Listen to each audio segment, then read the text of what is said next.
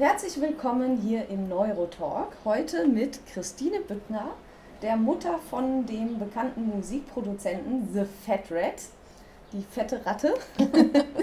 Und der es mittlerweile geschafft hat, 27 Milliarden Aufrufe bei YouTube zu bekommen. Echt inspirierend einfach zu sehen, wie er das geschafft hat, was ihn so inspiriert hat, in was für einer Umgebung er groß geworden ist. Christine du hattest dich ja beim letzten Mal eigentlich schon so vorgestellt und wie Christian so eigentlich in der Musikschule, die du gegründet hattest, groß geworden ist, weil du die in deinem eigenen Wohnzimmer gegründet hast, weil du noch gar keine Räumlichkeiten hattest. Ja. Und was denkst du so, was hat denn in der also ich kann mir so vorstellen, dass ja häufig ist irgendein Erlebnis in unserer Kindheit, was uns den Mut und den Ehrgeiz gibt, in dem späteren Erwachsenenleben eben in sowas so erfolgreich zu sein und auch eben dieses Durchhaltevermögen zu haben. Ich sage ja auch immer, diesen Dickkopf zu haben, da dran zu bleiben, auch wenn man vielleicht am Anfang gar keinen Erfolg hat. Christian hat ja auch, vor 2 Wochen hatte ich ihn ja interviewt und da hatte er ja auch erzählt, dass er teilweise 10 Jahre eigentlich so am Limit gelebt hat, dass er wirklich sich nicht viel leisten konnte. Und dann aber trotzdem weiter durchzuhalten, das ist ja eine enorme Willensstärke so. Ich sage immer, wenn ich zum Beispiel Vorträge bei Lehrern oder Lehrerinnen halte oder auch bei Eltern, willensstarke Kinder sind natürlich für Eltern immer super schwierig. Das war für meine Eltern auch nicht leicht, aber im Nachhinein bin ich super dankbar, dass ich so dickköpfig war auch, weil diese Dickköpfigkeit hat mir auch diese Stärke gegeben, einfach durchzuhalten und hinter dem zu stehen, was ich wirklich vorwärts bringen will, so in der Welt. Und was denkst du, was hat Christian in seiner Kindheit besonders so zielstrebig gemacht, dass er da in der Musikproduktion so erfolgreich geworden ist? Also er war eben schon immer ein dickköpfiges Kind und eben ein willensstarkes Kind und sein Bruder Michael genauso. Und ich war manchmal, also als die klein waren, war ich 24/7 mit denen zusammen, zum Beispiel in den Ferien, wenn da kein Kindergarten, keine Schule war. Und den Abend habe ich mich gefragt und jeden Tag mehrfach... anders meine Kinder nehmen. Nee, ich habe mich immer mehrfach gefragt, willst du willensstarke Kinder, ja oder nein? Ja, du willst sie. Jetzt hast du sie, jetzt freu dich drüber. Und dann habe ich mich wieder drüber gefreut. Oh Gott. Ich glaube, das muss man sich am Tag 10-mal fragen, oder? Genau. Will ich wirklich willensstarke Kinder? Ja, ich will sie. Ja, genau. Okay, dann freust du dich jetzt. Ja, genau. Ich bin so fröhlich, ich freue mich so. Ja, genau. Und dann habe ich wieder einen, der mich da zerrt und da zerrt. Mama, komm, wir machen jetzt dies und so. Also ich sag's dir. Zum Thema willensstark hattest du mir letztens eine Geschichte erzählt. Karstadt, eine Viertelstunde von uns entfernt, zu gehen also in Göttingen, Richtung Innenstadt, über den Altstadtring. Da war Karstadt. Und er war 4 Jahre alt. Er war 4 Jahre alt. Und er wollte irgendwas Bestimmtes von Karstadt. Und dann fing er an, mich zu bereden. Also Mama, ich möchte das von Karstadt. Sage ich, ja, okay, wir gehen in die Stadt und holen das. Heute Nachmittag habe ich Unterricht, danach hat Karstadt zu. Die machten ja immer gnadenlos um 6:30 zu. Und ich habe bis 6:30 unterrichtet. Morgen Vormittag bist du im Kindergarten. Danach habe ich wieder Unterricht.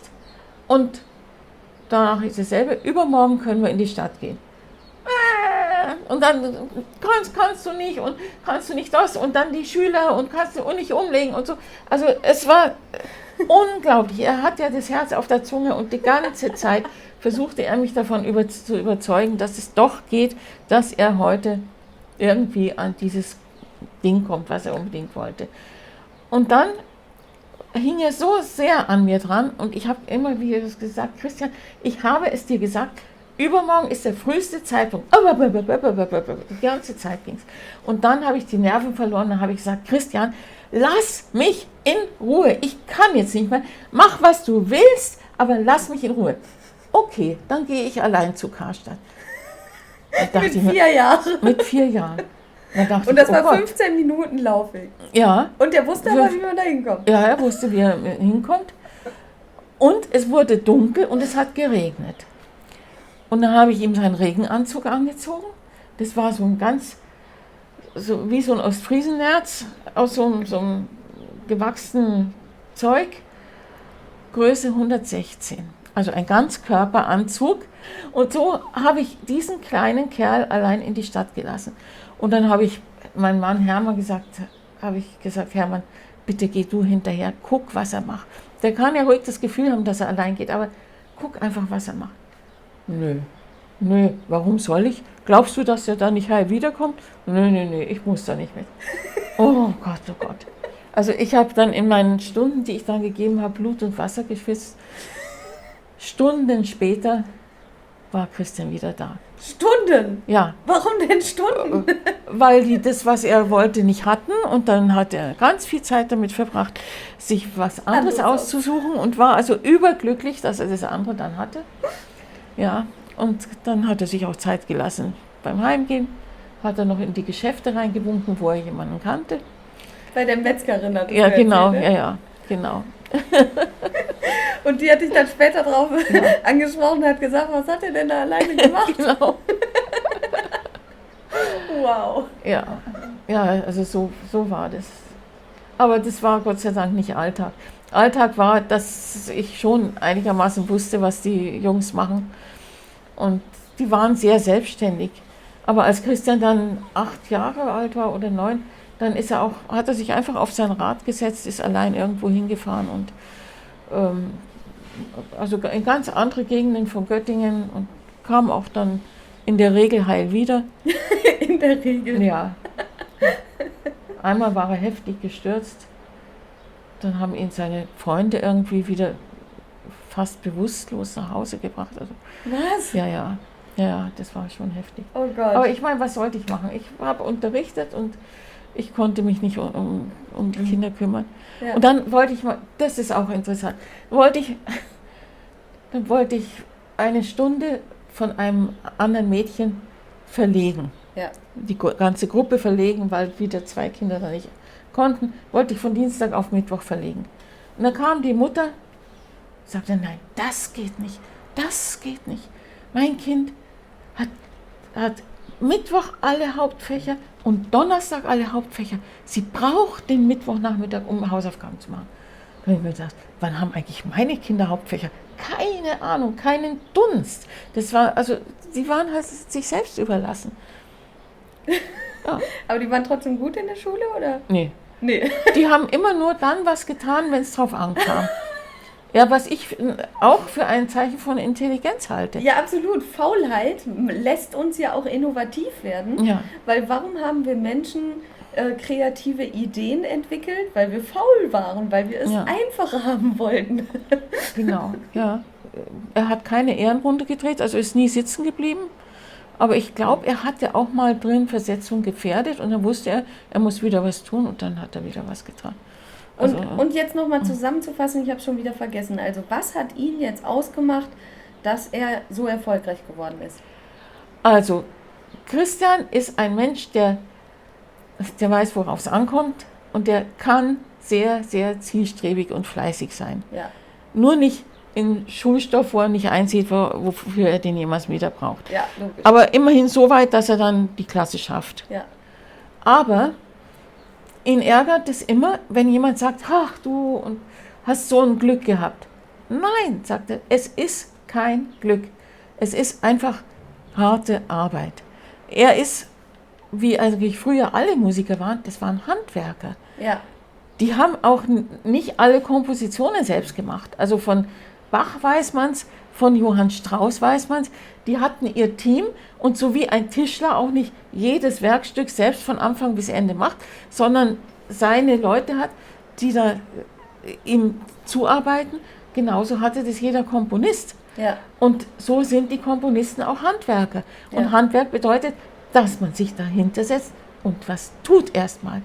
Und was würdest du sagen, was hat er getan, also was hat ihn auch in der Kindheit, weißt du, so geformt, dass er diese Durchhaltevermögen hatte, da immer wieder zu tun und nicht aufzugeben? Weil Musikszene, hat er auch selber erzählt, ist schon eine richtig harte Branche. Da Ja, kommst ja. du nicht leicht rein. Nee, da kommst du nicht Und da leicht haben ja rein. auch schon genügend aufgegeben. Ja.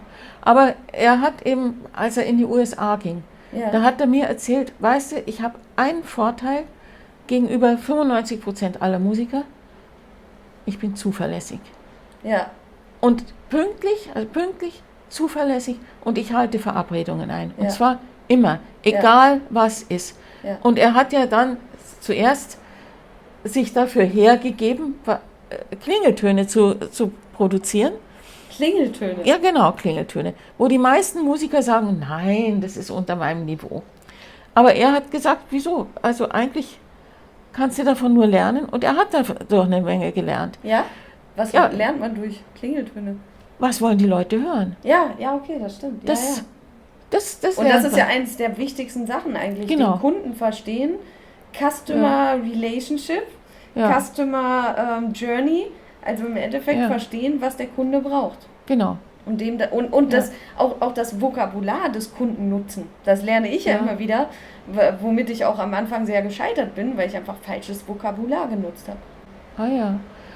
Und dann hat er sich gesagt, ich glaube, er hat zuerst für Siemens oder für wen Klingeltöne produziert und die wollten dann innerhalb von einem Tag 50 Klingeltöne und da hat er sich eben die Nacht hingesetzt. Aber in dem Augenblick, wo der Zeitpunkt war, dass er die abliefern sollte, hat er die abgeliefert. Und zwar egal, ob er jetzt müde war oder nicht oder dies oder das gab es für ihn nicht. Er hat die Zusage gemacht und die hat er eingehalten. Aus, Schluss, basta. Ja. So ist er einfach. Und das hat er allen 90% oder 95% von allen Musikern voraus.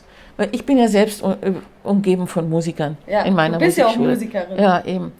Und ich weiß, die sind zum Teil ziemlich desorganisiert. Desorganisiert, verplant, oh Gott. Ja, genau. Ich habe ja auch sehr viele Musiker und Musikerinnen als Freunde. Oh Ja. Gott, ja. Ja. Und meine Verabredungen sind gut, aber nur nicht für einen selbst, dass man sich selbst dran halten muss. Ja, und er hat ja selbst als Kind und als Schüler oder junger Erwachsener, hat er sehr viel Kung Fu gemacht. Kung Fu. Und hat auch Kurse in Kung Fu gegeben. Da hat er gesagt, weißt du, Kung Fu ist ja eine hochphilosophische Angelegenheit. Aber wenn du hinkommst zum Kung Fu, dann heißt es nicht, jetzt machen wir erstmal einen Sitzkreis und lernen uns alle schön kennen. Nein, da heißt es jetzt erstmal 100 Liegestützen und dann 100 dies und 100 das und so weiter, bis du Blut und Wasser schwitzt. Und dann, wenn du durch das Ganze durch bist, dann kannst du mal anfangen, über den Sinn des Ganzen nachzudenken. Aber nicht umgekehrt. Nicht umgekehrt fühlen, was will ich eigentlich und wo ist denn mein Weg? Das fühlst du nie, sondern du musst erstmal das tun, was auf dich zukommt. Und wenn es Klingeltöne sind, dann sind es eben Klingeltöne. Oder wie bei mir, wenn es das Straßenfest ist, ist es eben das Straßenfest. Ja, Ja, echt spannend. ja erstmal tun, erstmal machen und richtig ackern. Und dann findet sich der Weg auch. Dann findet wow. Und du hast ja hier dieses Buch geschrieben, die artgerechte Haltung der Spezies Homo sapiens. Und das erste, also du hast mir das ja geschenkt, hier mit so einer schönen Widmung. Da bin ich ganz stolz drauf. Und dann hast du auch geschrieben, für meine Kinder und Enkel. Und dann fängt das schon an. Das erste Kapitel heißt Brüder. Und es beginnt so. Du nervst, rief Tim nach unten. Ich? Tönte es vom unteren Ende der Treppe. Wenn einer nervt, bist du's. Da war er schon wieder. Der Konflikt. Schicksalhaft für die beiden. Für das Land, den ganzen Kontinent. Und? Nein, du, rief Tim wieder. Lass mich endlich in Ruhe spielen. Kannst du nichts anderes als blöde Ballerspiele spielen? Ich kann's echt nicht mehr hören, kam es wieder von unten. Dann hör weg, rief Tim. Das ist Spannung pur. Spannung? Primitives Geballer, mehr nicht. Du hast keine Ahnung. Komplizierte Taktik ist das. Mach den Lautsprecher aus. Ich will nichts mehr hören. Mach du doch deine Ohren zu. Als ich das gelesen habe, habe ich gedacht, es kommt nicht von sonst woher, dass Christian The Fat Rat für die Gaming-Industrie Musik produziert hat. Ja, genau. War er wirklich so ein Zocker damals? Ja. Also er hat die ganze Zeit seine Zockerspiele gespielt. Ja. Und dann waren komische Situationen. Dann kamen reihenweise Jungs im Alter von 8 bis 10, 11 Jahren, kamen reihenweise Jungs, ja, wir wollen zu Christian und Michael. Und sag ich, was wollt ihr denn alle bei ihnen?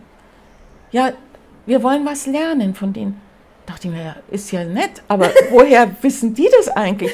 Also, wo haben die das gelernt? Keine Ahnung. Ist für mich bis heute ein Rätsel.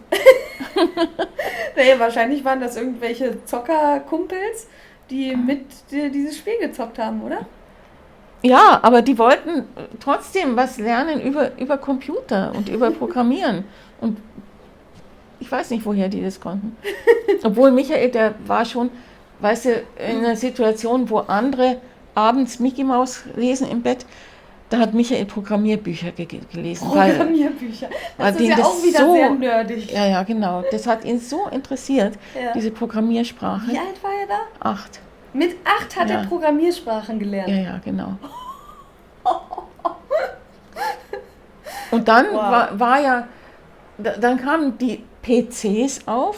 Das war mein großes Glück, dass ich so durchsetzungsfähige Jungs hatte, weil die haben mich tagelang mit allen Mitteln überredet, dass ich unbedingt für den Musikus einen Computer brauche, weil die nämlich daran spielen wollten. Und dann haben sie mich weich geklopft und das war teuer. Also das 3000, ich weiß gar nicht, ob D-Mark oder Euro, aber es war völlig sowas Teures, kriegst du heute kaum noch. Und der Drucker 1000 D-Mark oder Euro, ich weiß nicht mehr, aber das muss ein D-Mark gewesen sein. Also Digitalisierung einer Musikschule dank zockersüchtiger Kinder. Genau, so ist es. Genau so ist es. Und dank deren Durchsetzungskraft.